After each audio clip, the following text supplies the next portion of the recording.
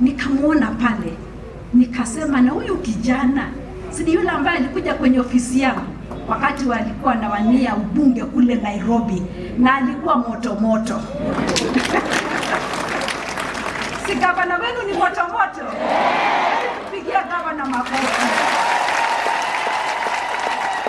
Kama vile alisema alikuwa upande ule, tulikuwa huku, lakini tumekuja pamoja.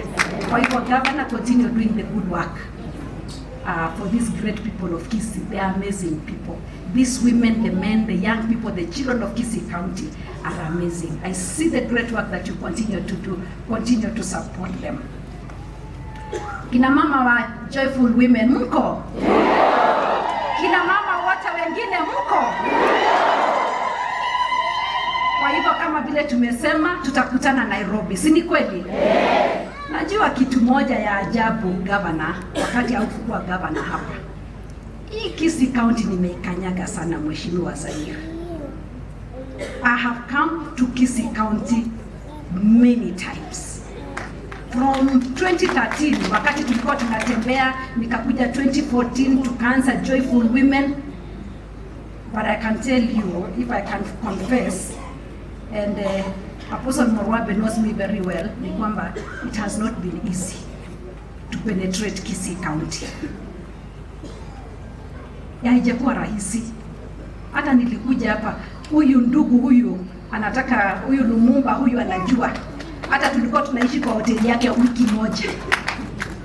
Tulikuwa members huko. Every after 3 months tunakuja Kisii. Every after 3 months tunakaa huko 4 days, 1 week.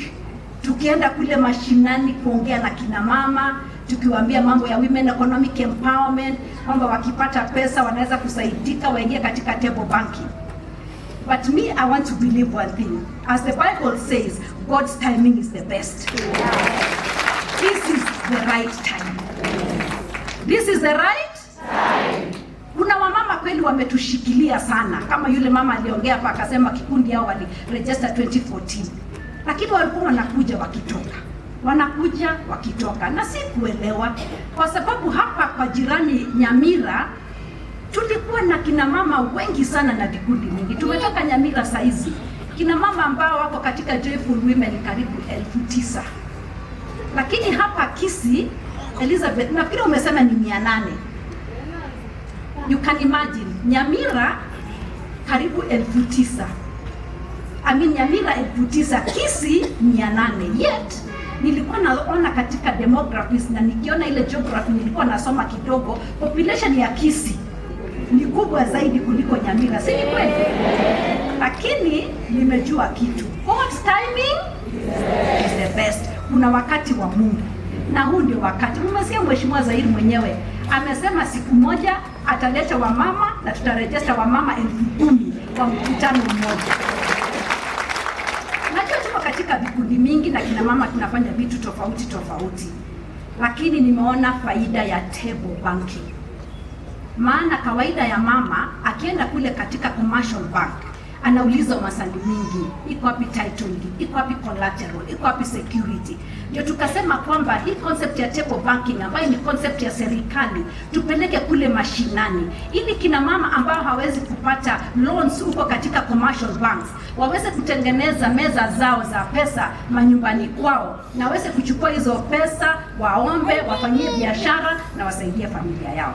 Kwa hivyo mimi nataka kusema kwamba Kisii County tutarudi tena na tena, kwa sababu mimi binafsi nimeona faida ya table banking.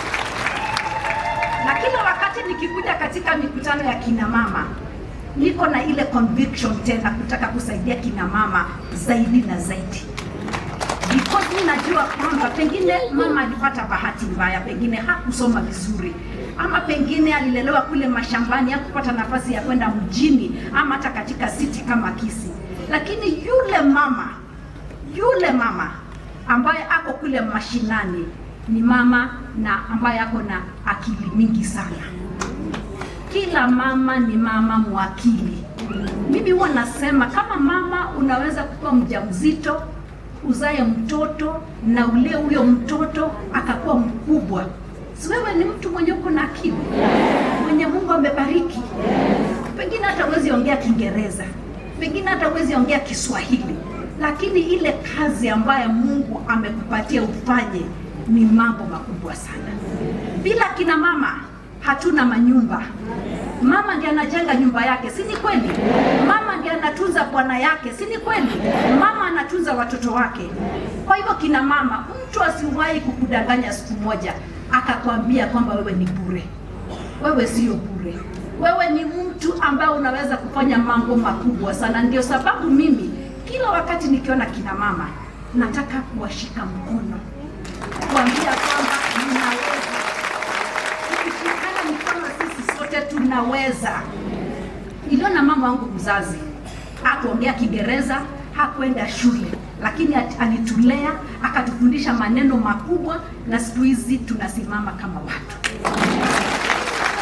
Kina mama, tutunze watoto wetu, tufundishe watoto wetu. Hii table banking, usikubali mtoto wako akae nyumbani bila kwenda shule. Kuna mtu amesema kwamba education is the greatest equalizer of our time. Ndio itafanya watoto ambao ni wakubwa na wale ambao hawana wakae katika meza moja, katika boardroom moja, na ku make decisions concerning their country and their communities. Tusukume watoto wetu.